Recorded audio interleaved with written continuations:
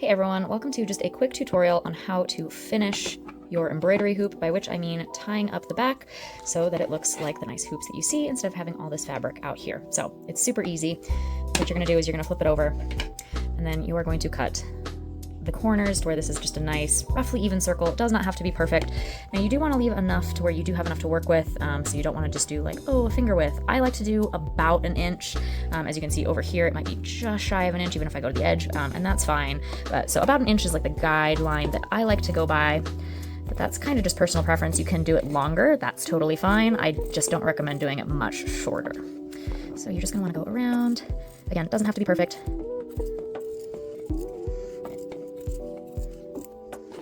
I always like to kind of trim off just like the little fraying pieces, especially if I'm not cutting off that full edge there.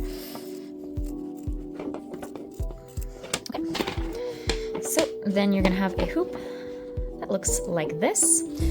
So to finish the back of it, you're just gonna take some thread. I just do a very rough measurement. I like to make sure that I have enough. I don't want it to be too short, so you don't want it to be like exact, but I kind of just make a big loose loop around the hoop. That way I know that I have plenty of space to actually do it and to tie it off. So I'm gonna cut it just right up here.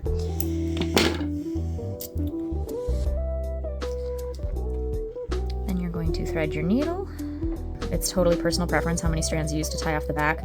I typically stitch in single strand, but I like to tie off the back in double or triple just to give it a little more durability. You're not going to put a knot or anything in the end of it. You're just going to thread it through, and then you're going to go up to the top, make a little fold, and push it through both sides. So basically what you can envision we're going to be doing here is making like a little accordion in the fabric all around the hoop. So pull it through. Don't pull it all the way just because it might work its way as you pull through the rest of it, so you don't want to like pull it through and undo your progress. So just leave a little bit of a generous tail there so you have some wiggle room. And then you're just going to keep going around about every inch or so and doing another accordion fold, pulling your thread through.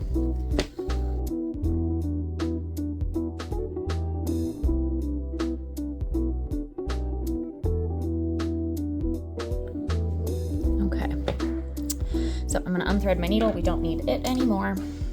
So this is what it should look like at the end. You do want them coming out both of the same sides of the fabric at the end. So you don't want them on opposite sides, one inside, one outside.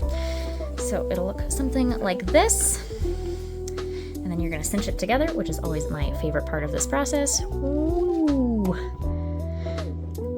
And then I just do a series of 2 overhand knots. The first one, I like to cinch down really, really tight.